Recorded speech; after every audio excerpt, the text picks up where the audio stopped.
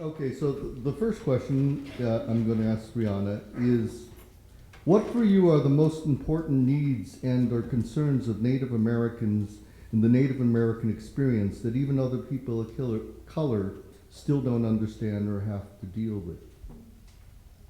Ah. This was your question. I think that was my question. That answered my question. Well, I asked you what you, okay. It was one of the, Okay. okay. Okay, and the other part of the question, how much does this involve the differences in worldview between Native Americans and other Judeo-Christian cultures? Yeah. That's kind of where my wheelhouse has been the last few years.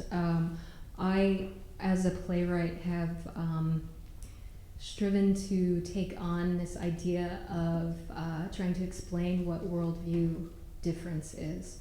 And I think even for myself, my whole life, I have always known there was a difference between the way I looked at the world as a Native woman and the way that everybody else looked at me and the way that everyone else looked at the same world I was looking at.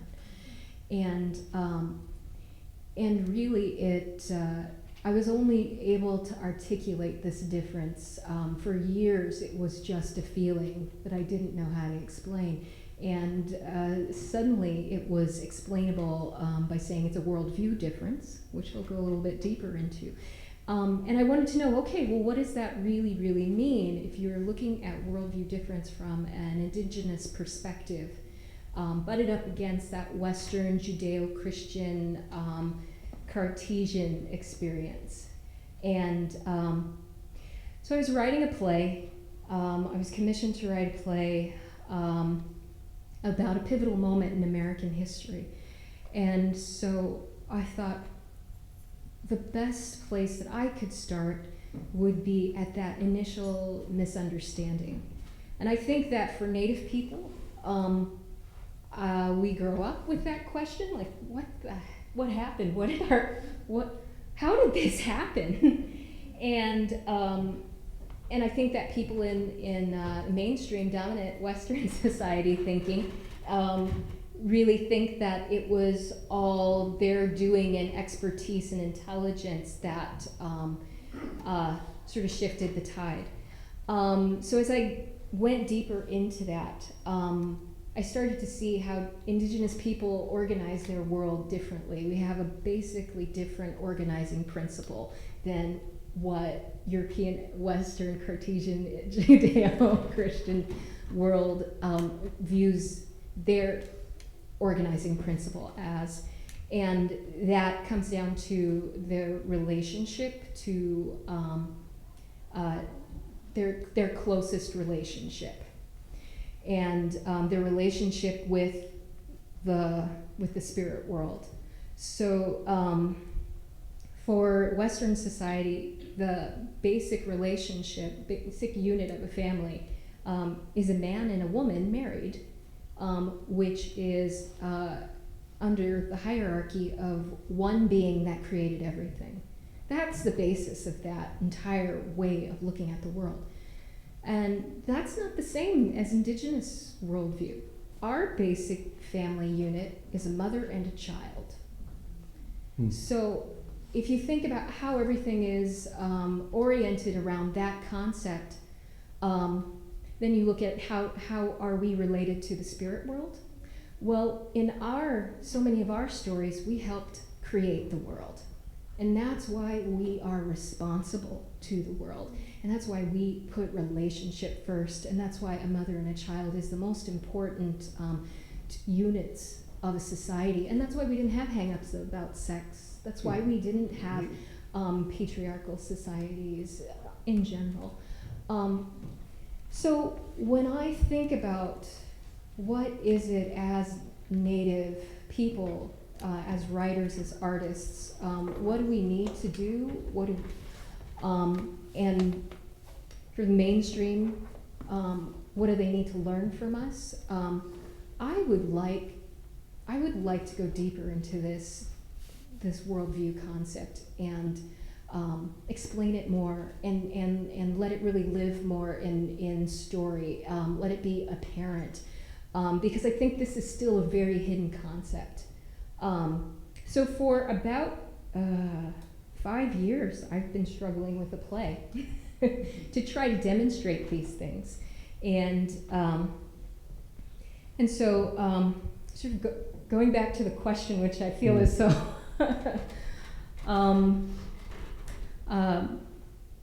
that's where I come from as an artist, and that's where I see indigenous art being able to be more clear to the rest of society, because I think if we can understand our basic understanding of how we organize our thoughts and therefore organize our relationships to each other, and beyond that organize our society and what we value in relationships and material objects, I think that is the root of how you can decolonize a lot of these systemic problems that we have.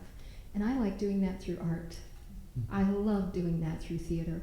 And that's what I'm passionate about. So I hope I answered my own question. Thank you. Okay, the next question is to Teresa. Woman or a Latino American in the United States?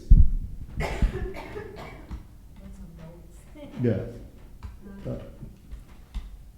Vince, can you just speak?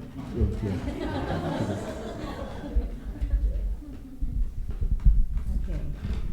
What does it mean to be a Latino artist in Minnesota? First of all, what does it mean to be a Latina? That in itself is a long discussion that I would cover long territory and a long time, so I'll talk about it another time. I came to Minnesota directly from Mexico, like thousands of people that have come to Minnesota from their home countries. I was privileged in my coming to Minnesota as compared to many new immigrants who go through difficult journeys in order to make it here. I partly gave up my first language and started writing in English, something that felt like I abandoned part of my culture. It is for this reason that I continue writing in Spanish and in English, because I do not want to abandon this part of my culture.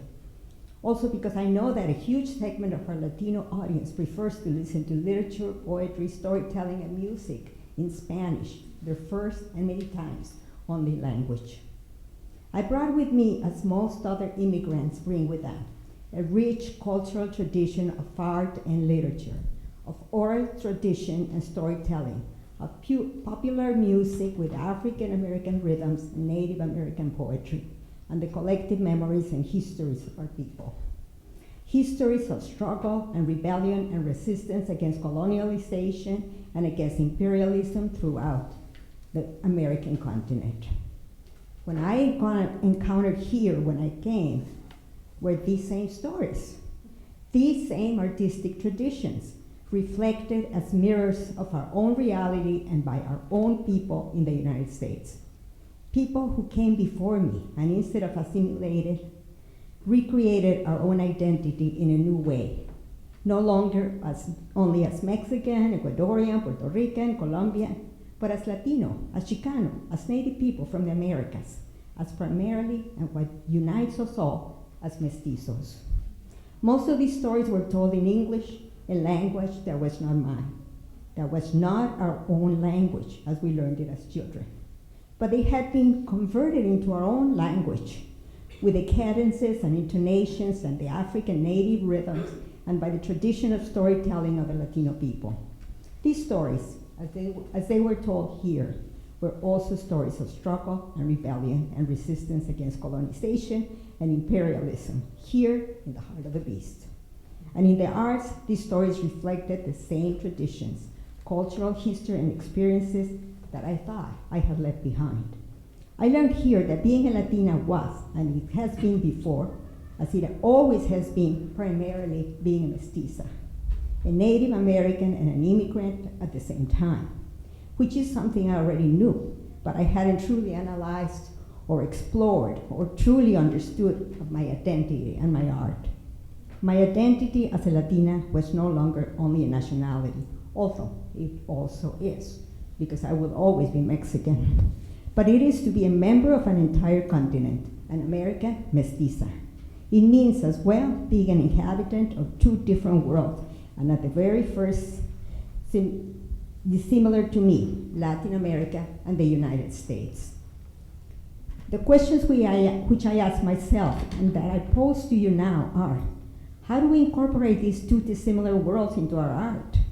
How do we honor the many different cultural traditions of our people, as well as the traditions of those who came before us, and to this land, and of those who have always been here and are the true owners of this land?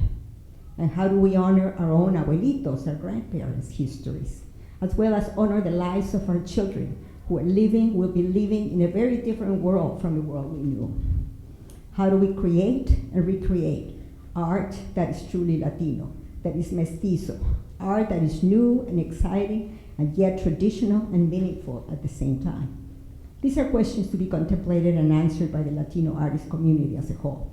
For my part, I can say that to do this, we only need to look at what has been done before us, here and in the Americas. We need to learn from our history here and in the Americas. And we need to learn from those artists who came before us and to pull from our own personal and collective stories. In Minnesota specifically, being a Latino artist has its own particular challenges. First of all, because Minnesota is not one of the areas in the country that has a long and vast history of Latino and Chicano presence, except for a few exceptions in some areas of the state. People outside of the state might argue that Minnesota is not a place that readily comes to mind when we think of Latinos. But we are Latinos, and we live in these states, and we are part of these states, and we are Minnesotanos. As we say in the immigration discourse, we are here because we are from here and because we are members of this society and of this state. Minnesota Latino artists are bringing forward and looking at the tradition of this land and making art from inherited stories and from our own personal stories. We are creating Latino art that is meaningful and traditional and that follows our histories of struggle and resistance. The other challenge of being Latina artists in Minnesota is actually an exciting challenge.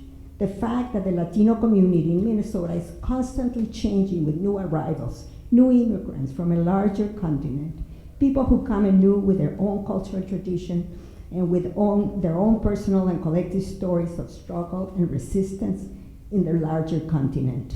These new immigrants are also creating, with their mere presence in Minnesota, with their lives as newcomers, new stories of struggle and resistance in this country. And as artists, as Latino artists, we need to tap into these stories. We need to listen to the abuelitos, the grandparents, who were here before us and left a legacy of art and culture. We need to listen to the new immigrants, listen to their stories of struggle, and we need to both listen and share stories with the youth. Listen to their stories, to their struggles, and share with them our own personal and collective stories. And in order to do this, we need to listen to ourselves and pull from ourselves all of these stories that we heard as children here in our home countries.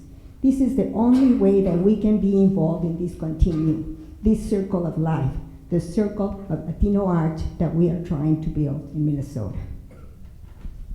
Thank you, Teresa.